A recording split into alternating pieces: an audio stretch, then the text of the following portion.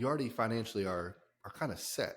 So what keeps you going? Why are you like, hey, I want to keep opening more stores. I want to keep working these 12, 13-hour days.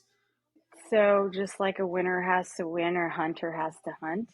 I mean, what are we going to do? Like the thing is again, life is so abundant and it's multidimensional and it's multifaceted, right? So it starts to get to a point where it's not necessarily even about money anymore. It's just about building, right? And Hmm. it's also about not just building for me. I like to build things and be creative. So I like to build things from nothing and turn it into something big. And I believe that's why when even in my 20s, I wasn't okay with having one or two or three or four or five homes. Like I wanted 70. And and in a way, I think I've always been that way, right?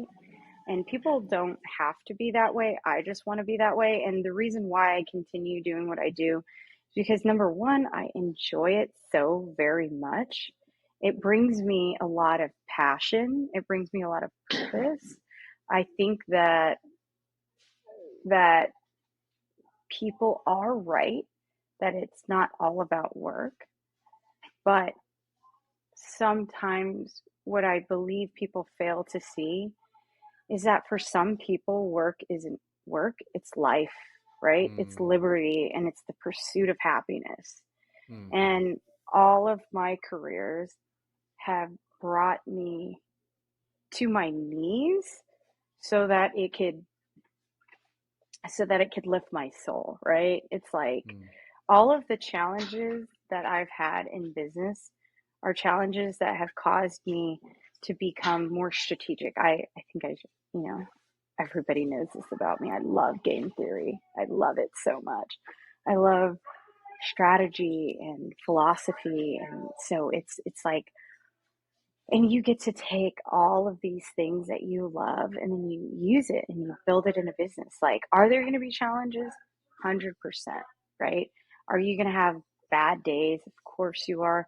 Are you going to have the best days? Of course you are. Like, continuing to build my business and continuing to help other people build their businesses, it's really truthfully, it's more than just fun. I'm not a huge seeker of happiness, but I'm a huge seeker of peace and purpose, you know? So Hmm. for me, I find a lot of purpose in what I do, right? So, um, the What do you, company that oh, go ahead.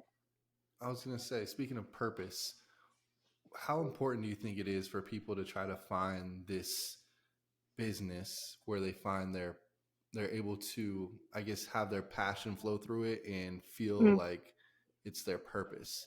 Do you think it's the business? Do you think it's a vehicle, or do you think it's them actually serving and winning in a capacity that brings them fulfillment and purpose, and they become passionate about it?